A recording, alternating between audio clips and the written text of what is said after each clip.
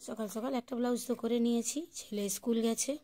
আর একটা ব্লাউজ এই যে বানাচ্ছি, এইটা হয়ে যাবে 1 ঘন্টার মধ্যে। সাইজগুলো খুব ছোট, ব্লাউজটার খুব বড় না, যার জন্য 1 ঘন্টায় হয়ে যাবে। এই করব আর উড়বো, ব্যাস। মেয়ে পড়ছে, ওর বাবা চা করে আনলো, খেলাম। এখন যাচ্ছে ছেলেকে আনতে। না, কিছুক্ষণ পরে যাবে, এখন 1:30 মতন বাজে, কিছুক্ষণ পরে যাবে। উঠেছি অনেকক্ষণ, সে 5টার সময়।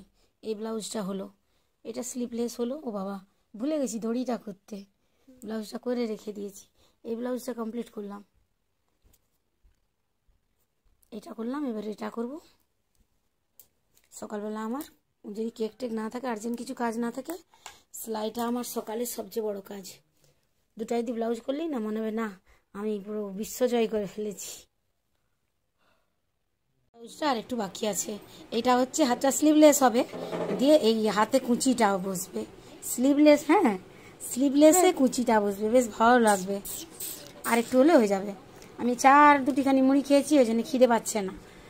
আবার একটু পরে যে খাবো, দিয়ে রান্না চাপাবো। তারপরে কিছু না। ও আজকে ঘরে মাতৃ সম্মেলন হবে, তাই আমার ছেলে জিজ্ঞেস করছে তারপরে কি হবে, তারপরে কি হবে। ব্লাউজটা কমপ্লিট হয়ে গেছে, কত সুন্দর লাগছে না, কুচি দেওয়া, হাতে কুচি। এই বড় বড় 2টা বাঁধাও করে দিয়েছি, মানে সকাল থেকে 2টো ব্লাউজ করলাম আমি।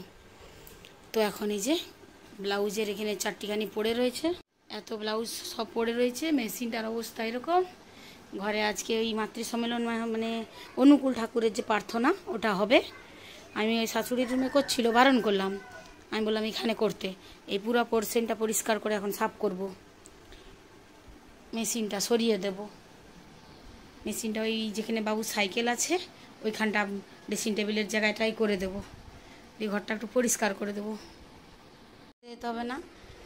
কী হলো, তো খাওয়া দাওয়া হয়ে গেছে, নিরামিষই রান্না করেছিলাম আজকে। দিয়ে ঘরটা একটু পরিষ্কার টরিষ্কার তো করতে হলো, কুলুকেও সুদ্ধা পরিষ্কার করতে হলো, লোক আসবে বলে। বেড কভারটা বিছাননি? এখন ঠাকুর সাথে ঘরটা রজনীগন্ধা গন্ধ হয়ে গেছে। জানলাগুলো খুলে দেবো না এসি চালাবেন? জানলা খুলবো না এসি চালাবেন? আচ্ছা আসুক, দেখা যাক। এখানটায় বেশ অনেকটা জায়গা আছে, এই বেড কভারটা দিয়েছি, ঘরটা ভর্তি হয়ে যাবে। অনেক কাজ ছিল, পুরো এখানে সব সাফ করেছি। এখানে মেশিনটা থাকে না, মেশিন সরিয়েছি। ওটা ঘর পরিষ্কার করতে একটু সময় লেগে গেল। হ্যাঁ,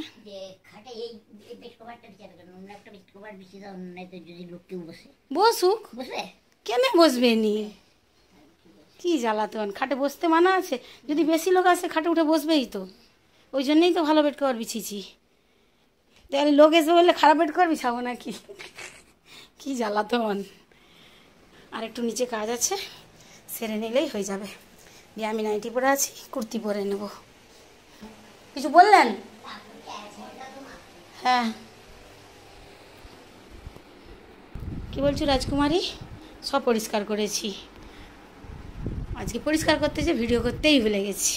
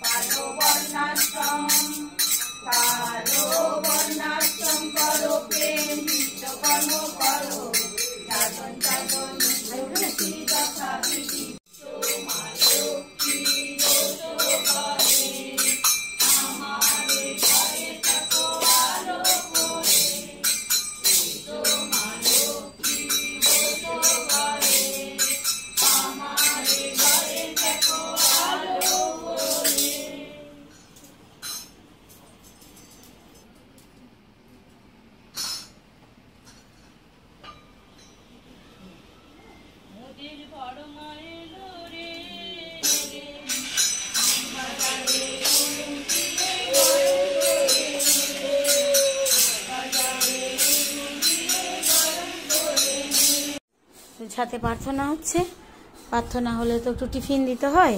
ওর বাবা দৌড়ে গেল, দৌড়ে যেয়ে যতজন এসছে তাদেরকে গন্তি করে গেল। আমি বললাম 10 জন এসছে, কিন্তু তারপরে দেখি না আস্তে আস্তে আস্তে আস্তে এখন 15-16 জন এসছে। ব্যাস 16-17টা প্যাকেট নিয়ে এসছে। মেয়ে খেতে বসে গেছে, একটা প্যাকেট খুলে মেয়ে ছেলে খেতে বসে গেছে, ওদের জন্যও নিয়েছে। সবাইকে দেবে, আর ছেলে মেয়ে না খেলে হবে?